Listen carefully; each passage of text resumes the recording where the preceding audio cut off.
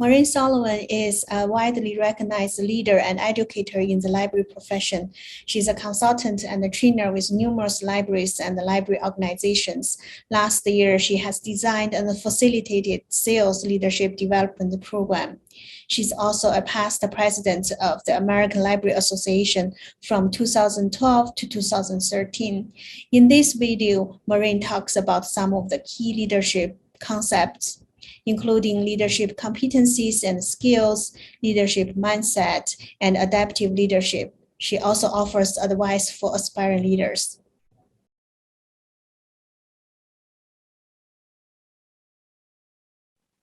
So I think in today's environment, and as I anticipate how leadership is going to evolve post-pandemic and into the future, I think these are some of the most important competencies. I think leaders need to be very self-aware, need to understand how they're coming across in situations. I think leaders need to be deeply committed to guiding, helping, inspiring others. I also believe that it's important for leaders to be ready to take risks, to try new things.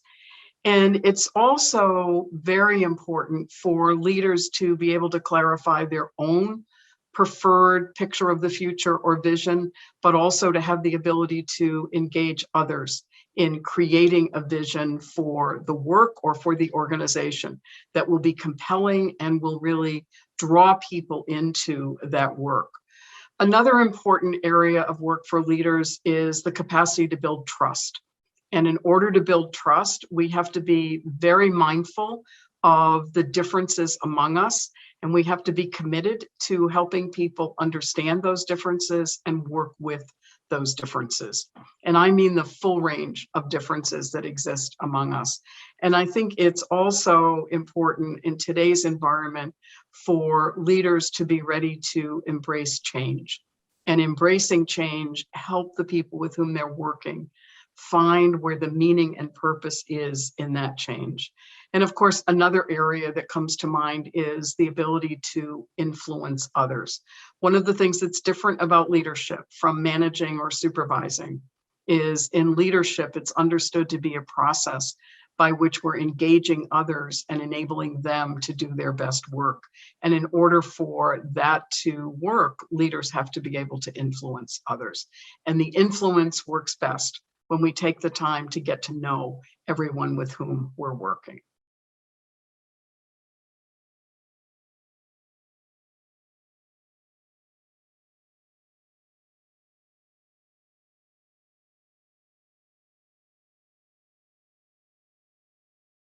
I think all of what I've just said absolutely applies. I think one of the things that is likely to be different is for leaders to be able to engage people in thinking differently about the work, how the work is organized, and how people can come together to actually perform that work.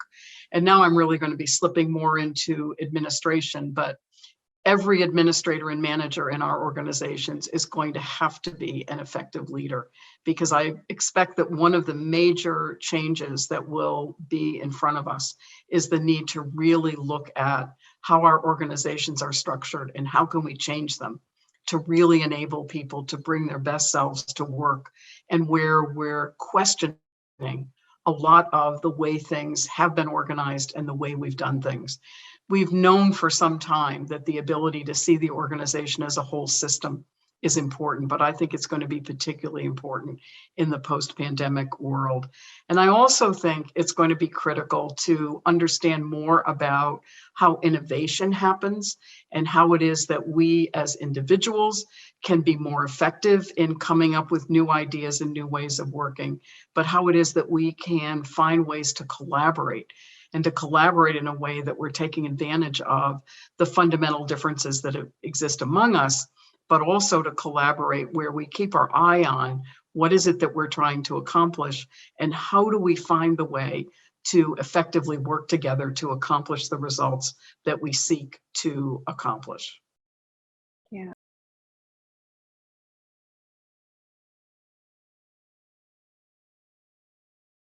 I'm very glad that you asked me about that. I first came to know about adaptive leadership when Ron Heifetz and his colleagues published a book with that title, but also there was a Harvard Business Review article. And this was at the time when there were serious financial problems in the country. And they were developing a model of leadership that assumed significant change. And there are 4 key strategies in this, and I think they apply in the library environment. The first of these is to focus on the work that is most important. And there we want to understand what is the work that is essential to our organization, what is the work that we can let go of. And as we're letting go of work that's no longer meaningful, it's also important that we embrace change, experimenting, and trying new things. And I love the phrase that they use, to let go of legacy work, is another important piece of this. They also talk about the importance of embracing the disequilibrium that comes from significant and deep change. And in embracing the disequilibrium, one of the things we want to be careful to do is to understand what is it that we need to maintain and continue, but also where is it that we need to move forward and adopt new ways of working and new ways of thinking. A third area in that model is to generate leadership throughout the organization. And here we recognize that each person, no matter what their job, no matter what their education or their work experience, each person has the capacity to perform. And a big piece of that capacity, I think in today's library environment, needs to be understood to be leadership. I believe deeply that everyone has the capacity to lead. And one of the challenges for managers and administrators is creating working conditions under which people will be motivated not only to lead, but to learn as they're leading and as they're doing their work.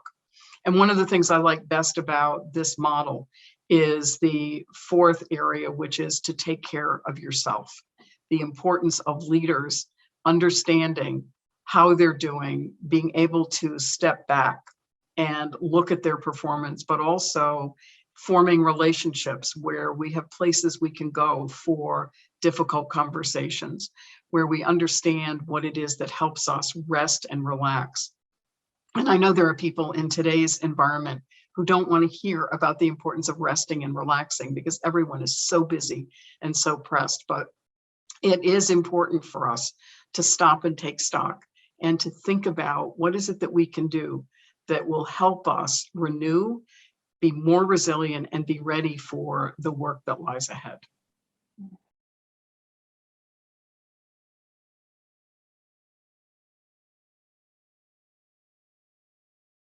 So I would propose that a leadership mindset is a way of thinking where you assume that you are going to be in situations where effective action will be important.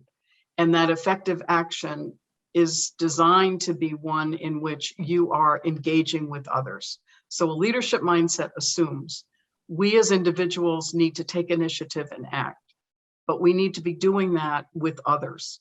And as we're engaging others, inspiring and motivating others, we're clarifying what is the vision of what it is that we want to accomplish, and how is it that we can work together to accomplish that vision. Another component, I think, in today's environment with the leadership mindset is recognizing that we also have to take the time to understand the larger context in which we're working.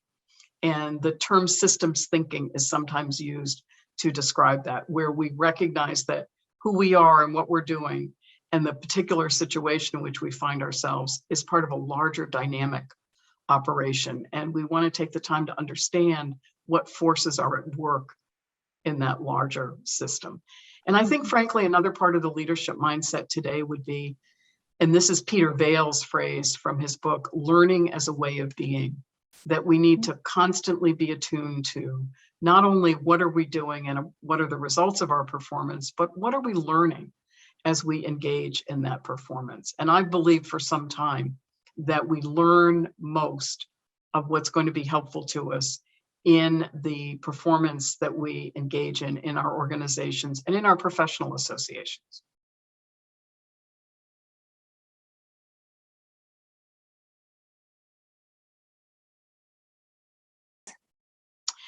Among the things I would propose are take the time to learn what we know from research and the experience of individuals whom you would regard to be effective leaders. What can you learn about leadership in practice from people whom you respect or what the research is telling us? I also, as a second thing, would say, think carefully about what I've said about leadership being a capacity in each and every one of us, and focus on what is it that you do well. Where have you had experiences where people were following you, where you were the one taking initiative? What were you doing that helped make that effective? And then also turn to the question, what are some of the things that you might need to learn and be able to do more effectively in order to lead in different situations? The third thing I would propose is keep in mind something we learned from Warren Bennis some time ago. He's the one who proposed that the very best way to become an effective leader is to recognize when you're in a deeply complex and challenging situation. He called them crucible experiences. And when you're faced with one of those, and that is certainly what the pandemic brought to so many of us, take the time to look at what it is that you're doing, what you're learning from that, and where is it that you need to incorporate some of the new ways of working into your actual practice. And the other thing, this is number 4, is to really recognize where you are in your work, in your organization, and in the profession, and make sure that you have identified your support system and use that support system. And I think as number 5, and I'll stop here, I think one of the things that's so important for all of us is to recognize that the very best way for us to be effective leaders and effective professionals and to accomplish the work of our field is to really embrace the values of diversity, inclusion, equity, accessibility, and belonging. We in our field, this is the thing that's kept me in this field. Most people who work in this field are very interested in helping others. There's that strong service orientation. And we particularly value learning and growing and developing. And in our leadership work, we should be acting on those values all the time.